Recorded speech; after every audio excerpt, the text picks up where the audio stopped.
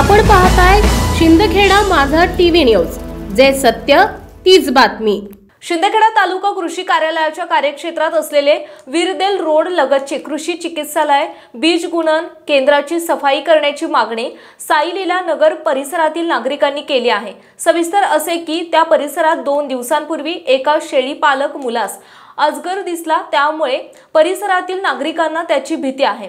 त्यामुळे साईलीला नगर बहुउद्देशीय मंडळातर्फे शिंदखेडा तालुका कृषी अधिकारी यांच्या मार्फत जिल्हा कृषी अधिकारी धुळे यांना निवेदन देण्यात आले। निवेदनात म्हटलं आहे की त्या क्षेत्रातील अंदाजे 20 बिघे जमीन सध्या नापीक अवस्थेत आहे। मागील 5 ते 7 वर्षांपासून त्या जमिनीवर कुठलेही पीक कृषी खात्यातर्फे घेण्यात आलेले नाही। सदर चिकित्सालयाच्या जमिनीवर मोठमोठे बाभूळ तसेच घाणीचे साम्राज्य पसरलेले आहे।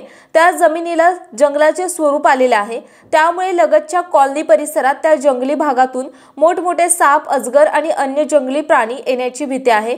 त्यामुळे लगतच्या कॉलनी परिसरातील लोकांच्या जीवाला धोका आहे। लहान मुलांना अंगणात खेळणे कठीण झाले आहे। कृषी विभागाच्या कार्यक्षेत्रात असलेले वीरदेल रोड लगतच्या चिकित्सालयाच्या वाढलेल्या काटेरी झाडांमुळे तसेच घाणीमुळे रोगराई पसरण्याची दाट शक्यता आहे। त्यामुळे सदर परिसराची सफाई करण्यात यावी, तसेच वाढलेले काटेरी झाडे तोडून त्यांना जाळण्यात यावे। सदर निवेदन मंडळ कृषी अधिकारी देवेंद्र नागरे यांनी स्वीकारले। प्रसंगी TSF इन्चार्ज PK जाधव यांच्याशी फोनवर संपर्क साधला असता त्यांनी सांगितले की त्या क्षेत्राविषयी वन विभागाला पत्र देण्यात आले आहे। त्यांच्या परवानगीशिवाय हे जंगल साफ करणे शक्य नाही। तसेच ते काटेरी झाडांचे जंगल काढण्यासाठी अंदाजे 10 लाख रुपये एवढा खर्च येईल, त्यासाठी आम्ही प्रयत्नशील आहोत। यावेळी साईलीला नगर बहुउद्देशीय मंडळाचे गुलाबराव बडगुजर, मुकेश बडगुजर, भूषण पवार, ज्ञानेश्वर बडगुजर, निलेश चौधरी, राजेंद्र बडगुजर, मयूर संगपाळ आदी उपस्थित होते। सर्व रहिवासी आपल्या कृषी विभागात जे बाजूला शेत आहे ते शेतात मोठमोठे झाडं उगलेले आहेत आणि एवढे झाडं उगलेले आहेत ते कम से कम 10 वर्षापासून कोणी त्याला लक्ष देत नाही आहेत। कृषी अधिकारी यांनी काही लक्ष देत नाही आहे। आमच्या सर्वांची मागणी आहे, सायलीला नगरमधून सर्व रहिवाशांची मागणी आहे।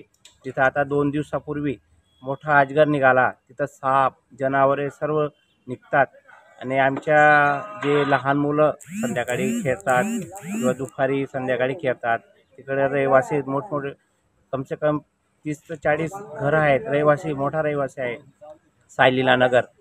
तर याची कृषी अधिकारी यांनी सर्वांनी नोंद घ्यावी, ते कृषी अधिकारी यांनी आमची दखल घ्यावी। ते आमच्या या सायलीला नगर सदर आमच्या सायलीला नगर कॉलनी परिसरातील जे झाडं झुडपं सगळे असतील काटे वने वनावर आहे सगळं तिथं उगलेले आहेत। आजच्या 2 दिवसापूर्वी आमच्या कॉलनी परिसरात बकरे चारणारा जो मुलगा होता त्याला एक अजगर दिसून तो घाबरून सनीतून पळून निघाला। तो अजगर इतका मोठा आहे, तो काट्या वनांमध्ये तो सापडत नाही। तरी कृषी विभाग अधिकाऱ्यांनी यांना निवेदन देतो की त्यांनी लवकरात लवकर तुमचे सगळे झाडे झुडपे साफ करून तुमची मागणी पूर्ण करावी। प्रतिनिधी भूषण पवार, शिंदखेडा।